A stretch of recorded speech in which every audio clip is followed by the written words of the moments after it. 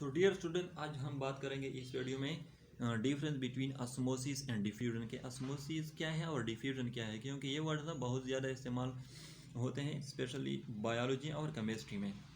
तो आप सबसे पहले ऑस्मोसिस की बात करते हैं कि ऑस्मोसिस क्या है। A process in which a solvent molecule moves from a region of low solute concentration to a region of high solute concentration through a semi permeable membrane। यानी कि वो प्रोसेस जिसमें सॉल्वेंट मॉलिक्यूल्स लो salute concentration region से high salute concentration region की तरफ move करेंगे semi permeable membrane के जरिए, यानी कि through a semi permeable membrane, यानी कि यहाँ पर सेमी परमेबल मेम्ब्रेन मौजूद होगी।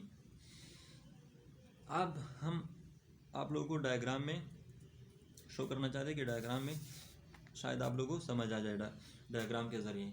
अब हमारे पास ये 2 डायग्राम मैंने बनाए हैं, डायग्राम नंबर 1, डायग्राम नंबर 2।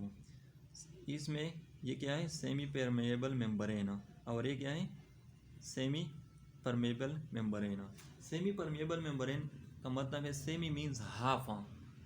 अब सेमी परमेबल मेम्ब्रेन का मतलब यह है कि वो मेम्ब्रेन जो कुछ चीज़ों को अलाउ करती है और कुछ चीज़ों को स्टॉप करती है।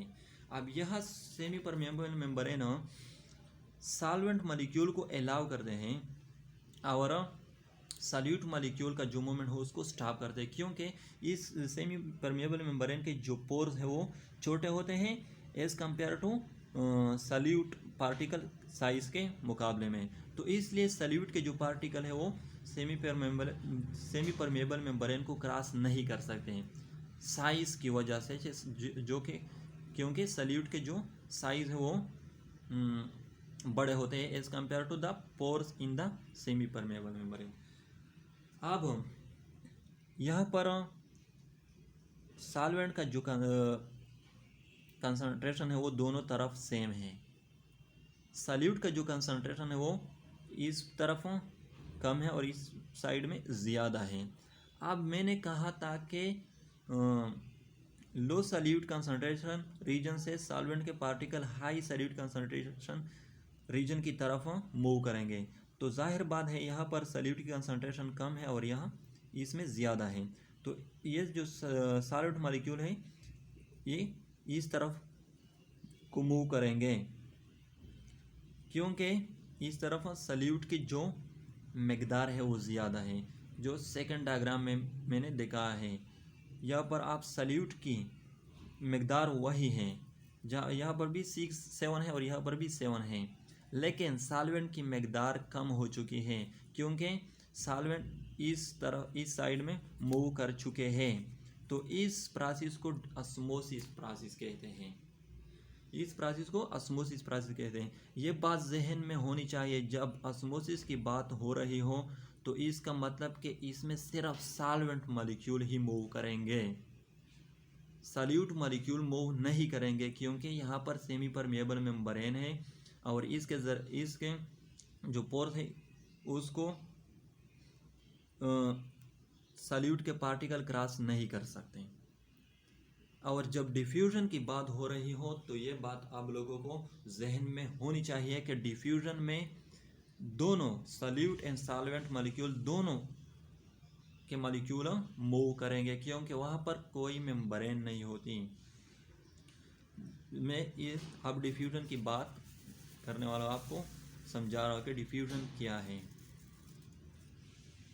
A process in which a solute and solvent molecule moves from an area of high concentration to one of lower concentration until equilibrium is reached।